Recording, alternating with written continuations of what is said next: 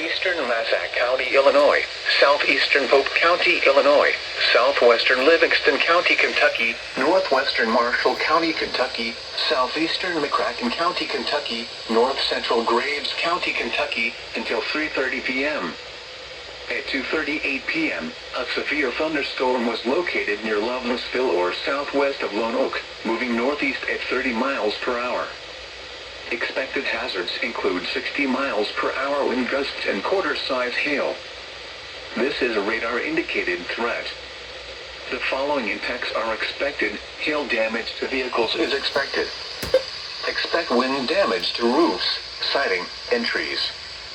Locations impacted include Paducah, Calvert City, Lone Oak, Reedland, Berna, Ledbetter, Smithland, and Hamletsburg. This includes Interstate 24 in Kentucky between mile markers 5 and 28.